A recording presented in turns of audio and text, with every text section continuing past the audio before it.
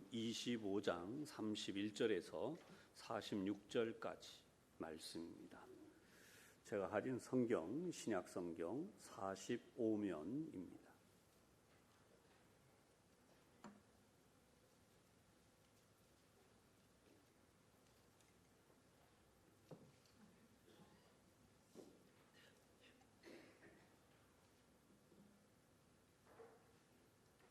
다 찾으시면 우리 한 목소리로 함께 봉독하겠습니다. 신약 성경 마태복음 25장 31절에서 46절입니다.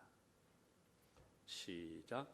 인자가 자기 영광으로 모든 천사와 함께 올 때에 자기 영광의 보좌에 앉으리니 모든 민족을 그 앞에 모으고 각각 구분하기를 목자가 양과 염소를 구분하는 것 같이 하여 양은 그 오른편에 염소는 왼편에 두리라.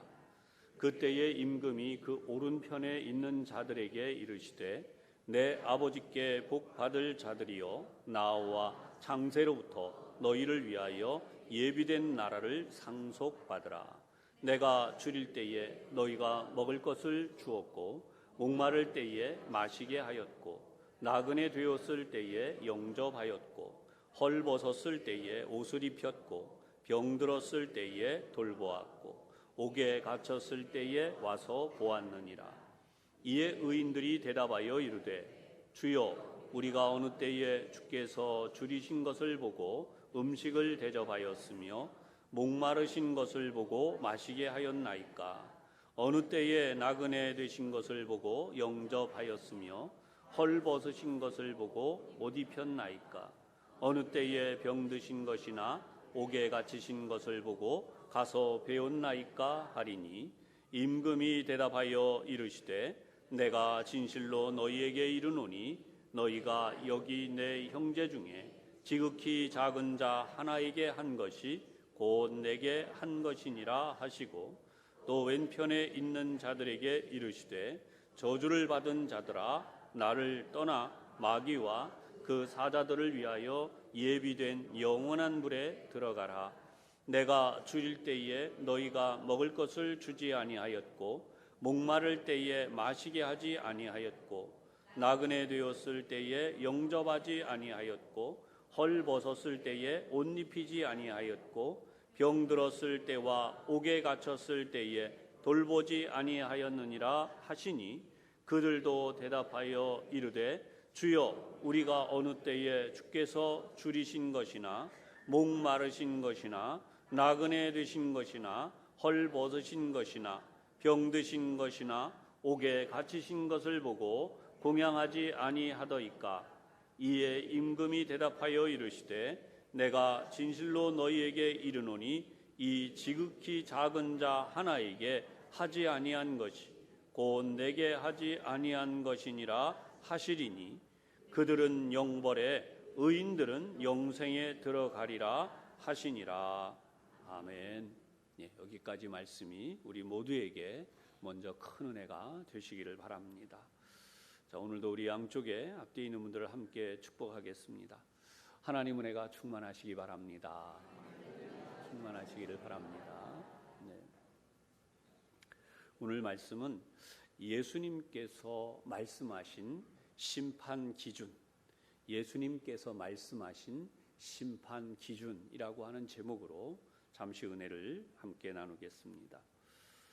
우리 세상의 달력은 1월에 시작해서 12월에 끝이 납니다. 그런데 교회는 특별한 달력이 있습니다. 이 달력을 달력이라 하지 않고 교회력이라 이렇게 이야기를 합니다. 이 교회력의 시작은 예수님께서 이 땅에 오시는 바로 이 대림절, 아기 예수님으로 탄생하신 이때를 기념하는 바로 이 대림절로 시작을 해서 오늘 우리가 지키고 있는 이 왕이신 그리스도 주일, 이 왕이신 그리스도 주일로 끝이 나게 됩니다. 그래서 다른 절기들의 제일 마지막에 위치하게 된 왕이신 그리스도 주일, 오늘 특별히 이 내용을 가지고 여러분들과 함께 은혜를 나누겠습니다. 이 왕이신 그리스도 주일이라고 하는 것은 많은 성도들이 생소해할 수 있습니다. 오랫동안 신앙생활을 해오셨던 분들도 왕이신 그리스도 주일은 좀 생소하게 느끼실 수 있어요. 그 이유가 뭐냐 하면 이 왕이신 그리스도 주일의 시작은 1925년도에 시작이 되었기 때문입니다. 그러면 왜 이 절기를 지키는가? 예수님께서 이 세상을 마지막 끝내실 때가 될 때에 예수님은 어떤 분으로 이 세상에 오시는가 하면 바로 왕 중의 왕, 만민의 구주로 이 세상에 오시고 그렇게 우리가 살고 있는 이 세상은 끝이 나게 되기 때문입니다. 그래서 우리는 이 절기를 매우 중요하게 지켜야 하는 것입니다. 이 절기가 끝나면 바로 이어서 우리 예수님께서 아기 예수님의 모습으로 오시는 것, 이를 우리가 대망을 하게 되는데요. 세상의 인류 구원을 위해서 초림하여 처음으로 오신 거죠. 초림하여 오신 예수님의 모습은 매우 작고 그리고 연약한 아기의 모습으로 동정녀 마리아의 몸을 빌어서 탄생을 하셨어요. 세상에 그 당시에는 어느 곳에 태어나셨는지 알려지지도 않았고 사람들이 알지도 못하도록 조용히 태어나셨죠. 그것이 바로 베들레헴이었습니다. 그리고 예수님이 십자가에 죽으시고 부활하셔서 승천하시기까지 인류에게는 예수님에 대한 이야기는 전혀 알려지지 않고 있었습니다. 그러나 성령이 임하시고 그리고 예수님의 제자들에 의하여 전 세계에 예수님이 이 땅에 오셨던 것과 또 구속의 역사를 이루신 일들과 그리고 세상 끝날까지 있을 일들이 오늘 우리가 보고 있는 이 성경처럼 기록되어져서 우리에게 알려지게 된 것입니다.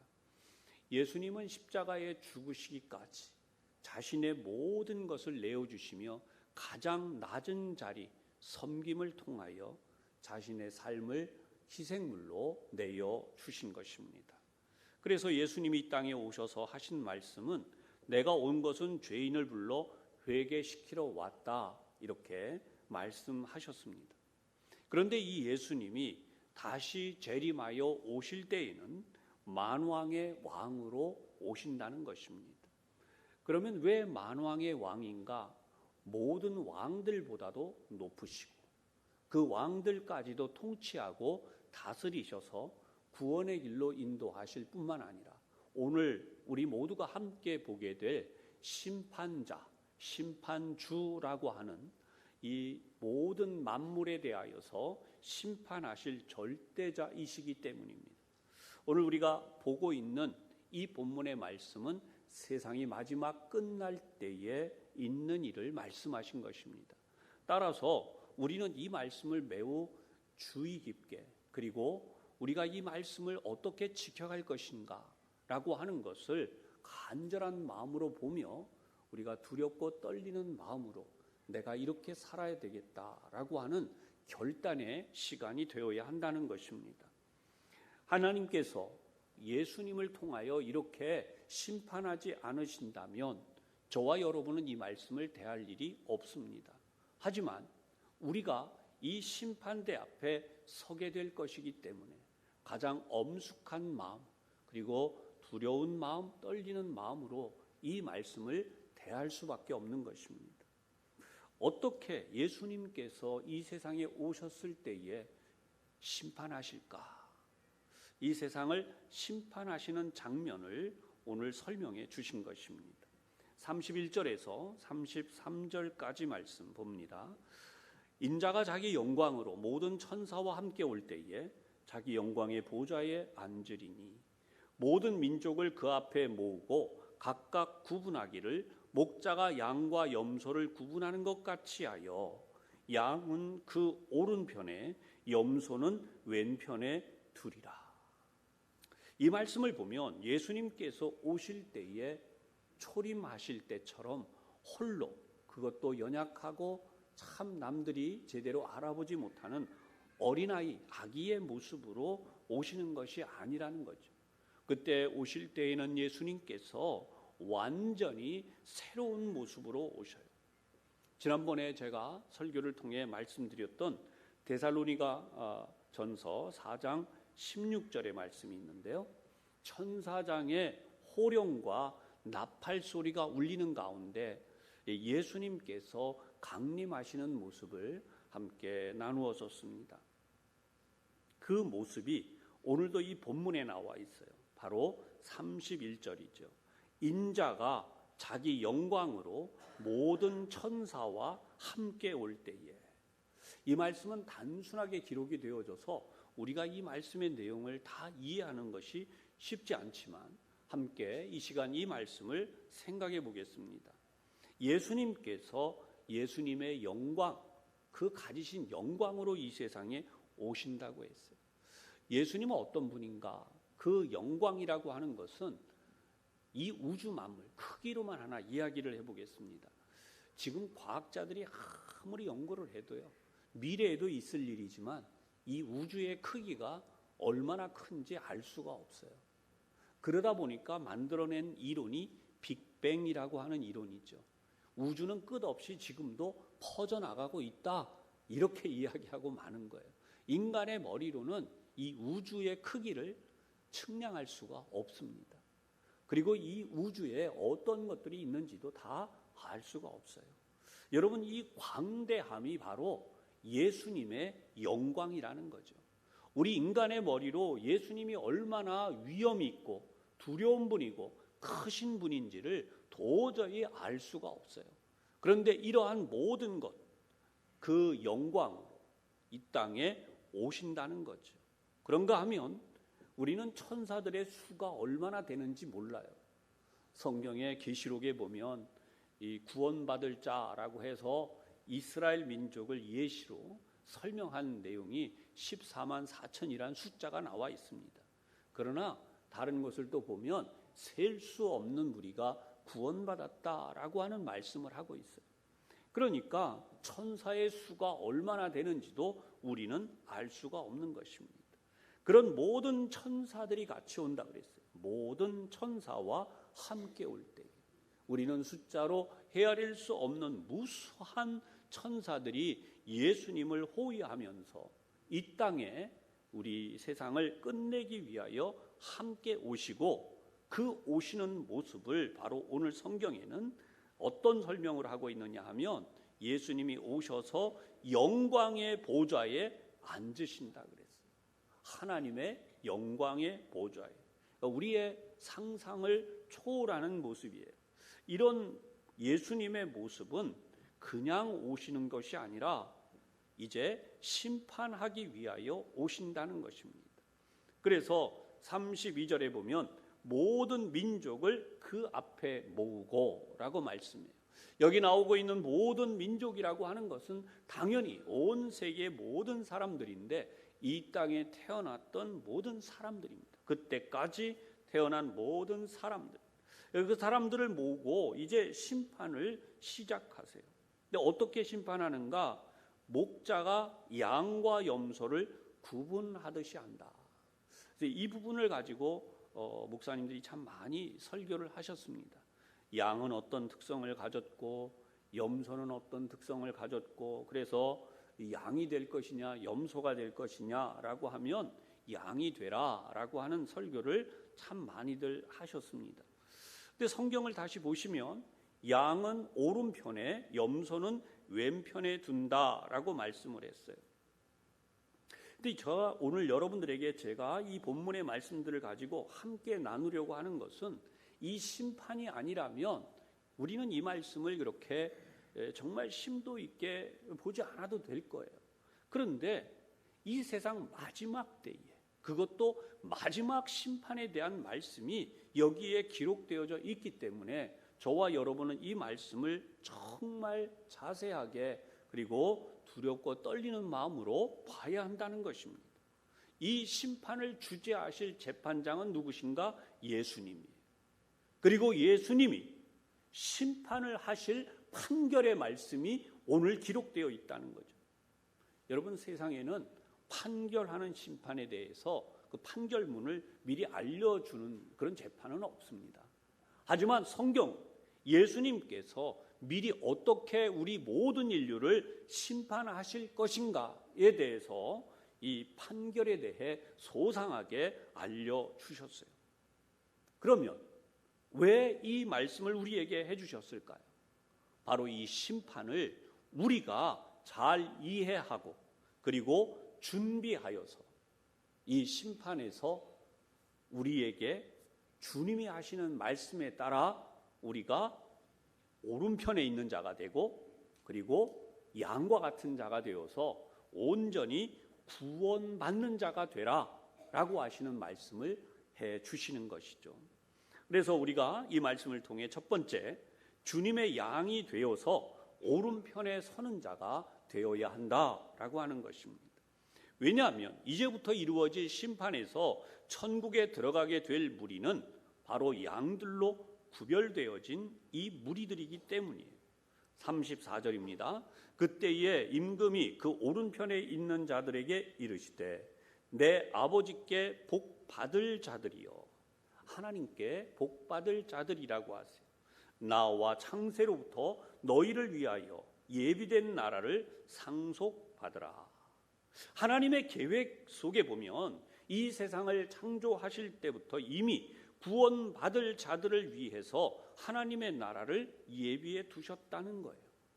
그리고 하나님은 이미 구원과 은총을 통해서 베푸시고 구원받을 자들을 향한 최상의 가장 좋은 나라, 좋은 세상을 준비하셨다는 거죠.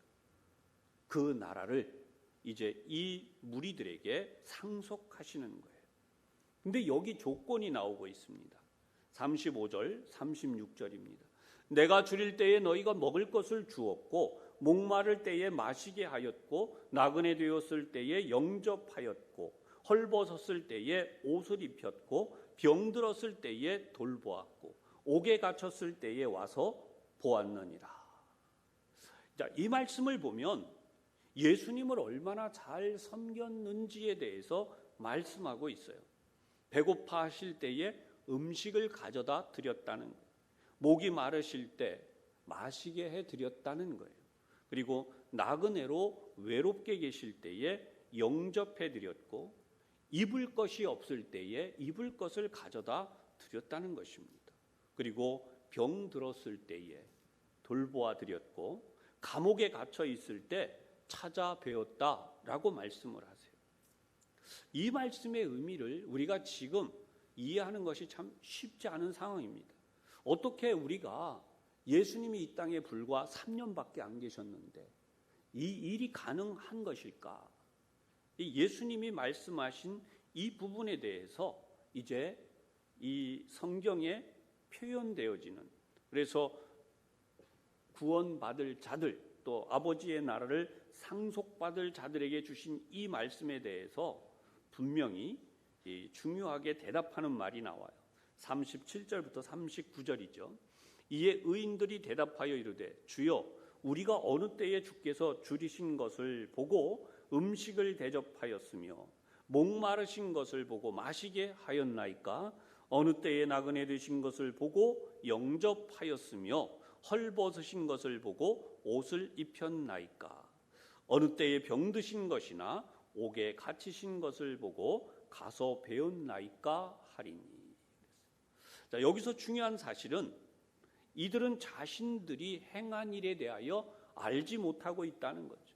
자신들이 선한 일을 했는데 이웃을 돌보는 섬김 제대로 했는가라고 하는 이런 부분, 예수님이 지금 말씀하시는 것처럼 내가 예수님을 이렇게 돌보아 드렸습니다 라고 하는 사실을 전혀 기억하고 있지 못하다는 거죠.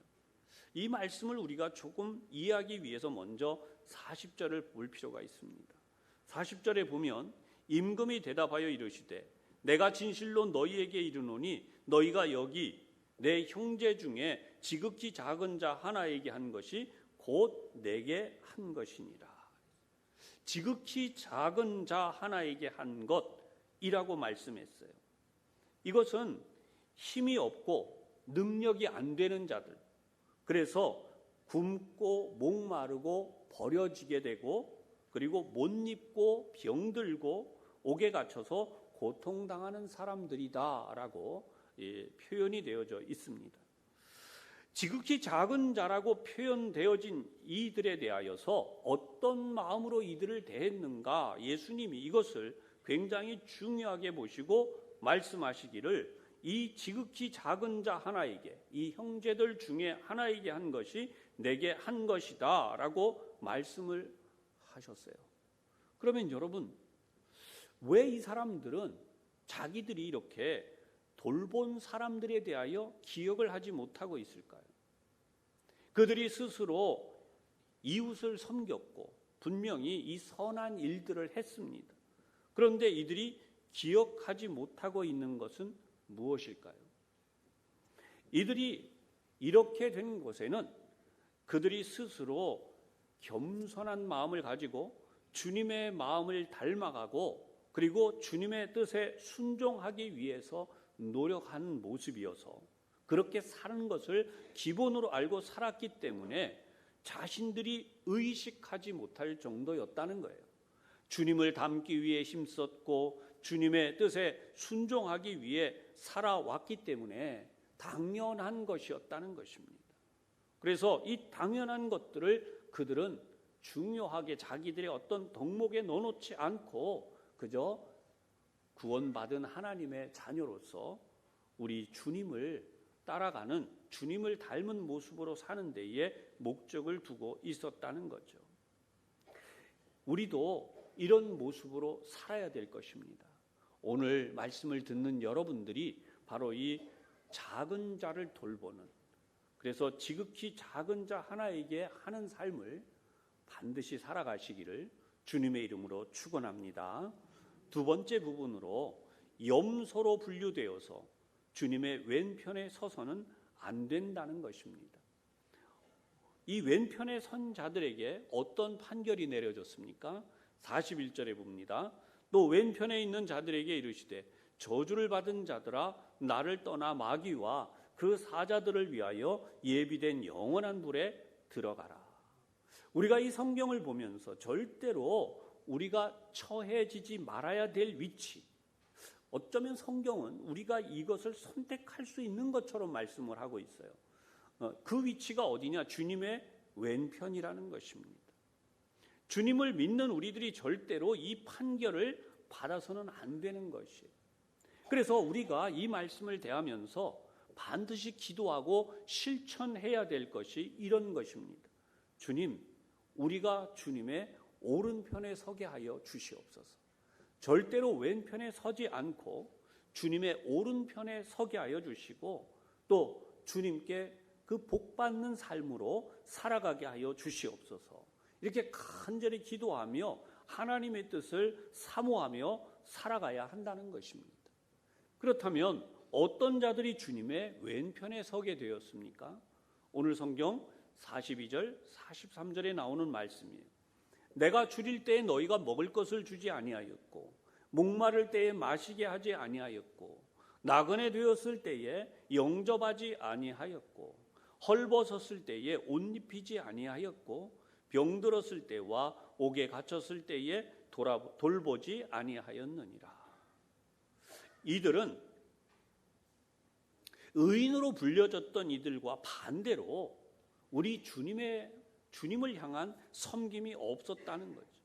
이들은 자신들이 주님을 충분히 잘 섬겼다라고 생각하고 있었다는 거죠. 그래서 이들이 이렇게 대답을 합니다. 44절, 그들도 대답하여 이르되 주여, 우리가 어느 때에 주께서 줄이신 것이나 목마르신 것이나 나그네 되신 것이나 헐벗으신 것이나 병드신 것이나 옥에 갇히신 것을 보고 공양하지 아니하더이까. 이들은 자신들이 이렇게 했다라고 그들이 선한 일을 다 기억하고 있어요. 앞에 의인으로 분류되었던 그 사람들은 당연히 그렇게 살았기 때문에 그것을 일일이 다 기억하지 않았다면, 이들은 반대로 자기들이 행한 일에 대하여 우리 이렇게 행했습니다라고 떳떳하게 답변을 지금 하고 있다는 거죠. 그런데 예수님은 이 부분에 대해서도 분명히 판결을 하세요. 45절, 이에 임금이 대답하여 이르시되 내가 진실로 너희에게 이르노니 이 지극히 작은 자 하나에게 하지 아니한 것이 곧 내게 하지 아니한 것이니라. 참, 여러분 어떠세요? 이 말씀대로. 저도 여러분도 이 말씀 앞에서 결코 자유로울 수가 없습니다. 주님을 어떻게 섬겼는가? 정말 우리가 누군가 이렇게 생각할 수 있어요. 주님이 정말 여기 계셔요. 그래서 주님이 와 계신 걸 알기 때문에 주님께 커피 한 잔이라도, 식사 한 끼라도, 옷 한 벌이라도, 아니면 필요하신 뭐라도 대접하지 않을 사람 아무도 없다는 거죠. 그런데 그 주님이 어떤 모습이라고 오늘 말씀하시냐 하면 지극히 작은 자라는 거죠. 우리가 주님이다, 저분이 주님이시다라고 느낄 수 있는 분이 아니라는 거죠. 성경은 명백하게 말씀하세요.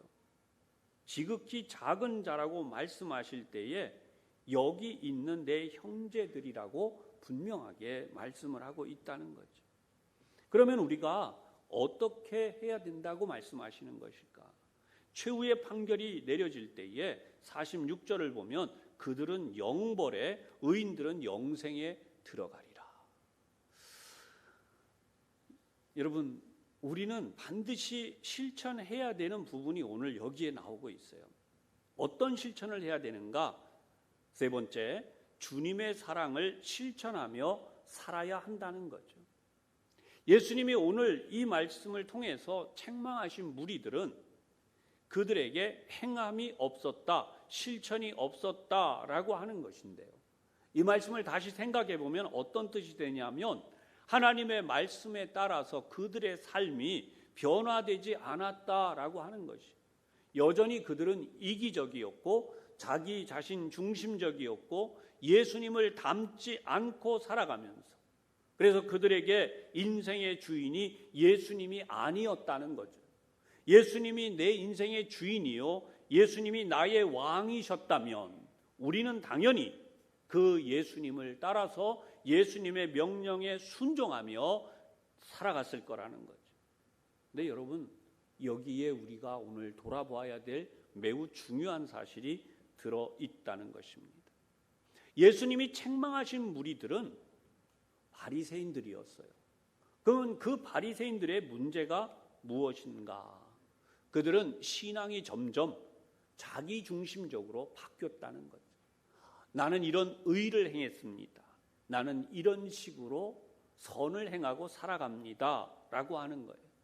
예수님이 바리새인들을 칭찬하시지 않은 이유는 바로 그들이 하나님을 중심으로 산 것이 아니라 자기들을 중심으로 살았다고 하는 거예요. 이 마지막 심판에서 예수님이 하신 말씀도 같은 말씀입니다. 이 사람들이 예수님을 왕으로 모시고 예수님을 중심으로 살지 않은 결과로 어떤 일이 일어나는가? 신앙이 점점 더 자기 중심, 이기적인 신앙생활로 바뀌어가고 있다는 거죠. 자기 중심의 신앙생활의 큰 문제가 무엇이냐 하면 내가 다른 사람을 정죄하기 쉽다는 것입니다. 내가 더 잘해서, 내가 하나님 앞에 이렇게 믿음 생활 잘해서 나는 복을 받고 있는데 저 사람은 그렇지 못하다라고 하는 그런 인간적 판단과 더불어 그렇게 자의적 해석을 할 수 있다는 것이. 물론 신앙생활 열심히 잘 하셔서 하나님의 복을 받는 것 맞습니다. 그런 분들 많이 계십니다. 그런데 이 속에서 우리가 반드시 실천해야 되는 것은 우리가 나 중심의 신앙생활이 아니라 하나님이 나에게 복을 주시기에 내가 이렇게 되었다는 거죠. 자격이 없고 부족하지만 하나님이 나에게 복을 주셨다는 한없는 겸손의 생각과 자세라고 하는 것입니다. 나는 당연히 복받을 자이기 때문에 하나님이 복 주셨다라고 하는 자세가 아니어야 돼요. 그럼 그렇게 되려면 어떻게 되는가? 여러분, 믿음 생활을 함께하는 모든 이들에 대하여 우리가 겸손한 마음, 불쌍히 여기는 마음을 가져야 되고, 그리고 믿음 생활을 하지 못하는 이들에 대해서도 겸손한 마음, 불쌍히 여기는 마음을 가져야 돼요. 우리 중에는 하나님의 응답을 받아서 복을 받고 그 복을 누리는 이들도 있지만 응답이 지연되는 이들도 있고 또 연단 중에 있는 이들, 환난 중에 있는 사람들이 있습니다. 이러한 형제 자매들을 그저 외면하고 지나가면 안 된다는 거죠. 그래서 주님의 사랑을 가지고 이런 이들을 위로하며 사랑하는 삶을 살아야 된다는 거죠. 예수님을 영접하지 못한 이들도 찾아가서 그들에게 하나님의 사랑을 전하고 조금이라도 섬기고 돕고자 하는 마음을 통해서 하나님의 사랑을 전달해 주어야 한다는 거예요. 예수님의 사랑에 대하여 알면 알수록 우리는 더더욱 낮아지고 겸손해져서 다른 사람들을 섬기는 신앙인이 되게 되어 있고 이것이 바로 성숙한 신앙인이라는 것입니다. 오늘 말씀의 내용들을 정리해 보겠습니다. 우리가 이 말씀을 보고 깊이 생각해야 되는 중요한 이유는 예수님께서 말씀하신 심판의 기준이 바로 여기에 있기 때문이에요. 그러면 여러분들 가운데는 오해하는 분들도 있을 수 있습니다. 그동안 믿음으로 구원받는다고 했는데 그러면 믿음으로 구원받는다는 것과 예수님이 지금 말씀하시는 이 심판의 기준과는 무슨 차이가 있는가? 뭔가 좀 다르지 않는가? 여러분, 믿음으로 산다고 하는 것과 행함이라고 하는 것은 별개의 것이 아니라는 거죠. 예수님을 믿는 자들은 누구를 닮아가는가? 예수님을 닮아가는 것입니다. 예수님을 믿는 사람들은 예수님이 말씀하신 것을 실천하며 살아가는 것입니다. 그래서 예수님을 믿는 사람들이 하는 모습이 바로 오늘 이 성경의 기준에 적합하게 되는 것이죠. 우리가 믿음을 고백한다고 하는 것은 그렇게 예수님의 말씀대로 살아가겠다고 하는 것입니다. 예수님께서 제자들을 부르시고 믿음으로 살아가도록 지도하셨는데 여기 중요한 것은 믿음을 고백하고 내가 살고 싶은 대로 살아라 하신 것이 아니라 믿음을 고백한 대로 예수님의 말씀대로 순종하며 살아가라고 하신 것이죠. 그래서 베드로가 예수님을 만나고 나서 예수님의 말씀에 순종하며 산 것입니다. 오늘도 우리가 이 말씀을 대하면 예수 믿고 나서 나는 어떻게 살고 있는가? 예수 믿습니다 라고 말로만 해놓고 우리가 예수님의 자녀답게 하나님의 자녀답게 예수님의 제자답게 살아가지 못하고 우리는 여전히 옛사람의 모습으로 여전히 살면서 우리가 나는 예수 믿습니다 하고 있지 않는가라고 하는 것입니다. 그래서 이 말씀의 중요한 것은 우리가 예수님의 보혈의 공로로 구원받았다면 구원받은 하나님의 자녀답게 그에 합당하게 살아야 한다라고 주님이 말씀하고 계시는 것입니다. 요한일서 3장 18절의 말씀, 자녀들아 우리가 말과 혀로만 사랑하지 말고 행함과 진실함으로 하자. 우리 모두 참으로 이 주님의 말씀에 합당하게 사셔서 우리 모두 하나님 앞에서 우리 주님 앞에서 주님의 오른편에 서게 되고 하나님의 나라를 다 상속받는 우리 모든 교우들이 다 되시기를 주님의 이름으로 축원합니다. 기도드리겠습니다. 사랑의 하나님, 저희가 예수님을 구주로 믿고 고백하며 하나님의 자녀가 되는 그 크신 사랑을 입었음을 오늘도 저희들이 감사하고 또한 감사를 드립니다. 이 시간 간절히 기도하옵기는 저희들이 주님의 오른편에 서는 양들이 되게 하여 주시고 결코 왼편에 서는 염소가 되지 않도록 하나님 저희들을 인도하여 주시옵소서. 주님께서 말씀하신 지극히 작은 자 하나에게 행한 것이 나에게 한 것이다 라고 하시는 이 말씀을 저희들이 끝까지 실천하며 구원받은 하나님의 자녀, 하나님의 백성답게 예수님을 닮아가며 예수님의 제자로 살아갈 수 있도록 인도하여 주시옵소서. 그리하여 마지막 날에 주님께서 인정해 주시는 저희의 삶이 되게 하여 주옵소서. 예수님 이름으로 기도하옵나이다. 아멘.